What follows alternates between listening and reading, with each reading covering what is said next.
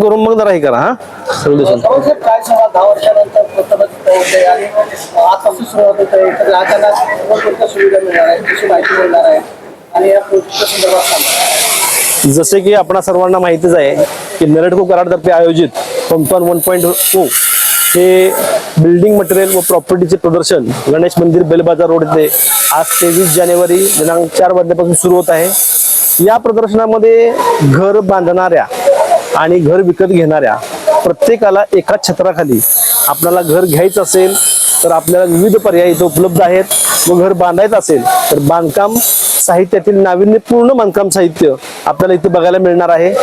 या प्रदर्शनाचा फायदा असा होईल की या ठिकाणी जर आपण एखादा फ्लॅट किंवा घर बुक केलं तर याच्यामध्ये आपल्याला भरघोस डिस्काउंट पण मिळणार आहे.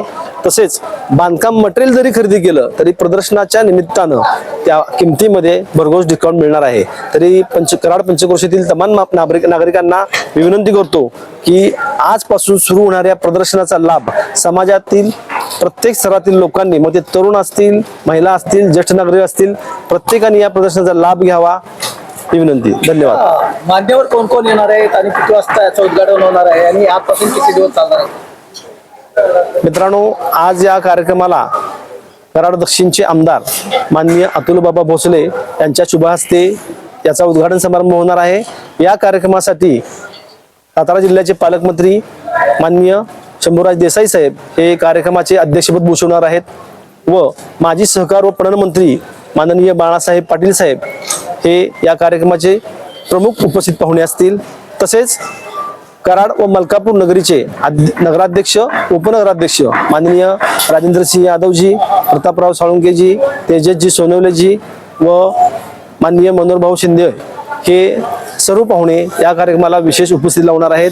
तरी सर्वांना विनंती आहे की ठीक 4 वाजता या कार्यक्रमाचं प्रदर्शनाचं उद्घाटन होत असून आपण सर्वांनी या कार्यक्रमाला आवर्जून उपस्थित राहावे. धन्यवाद.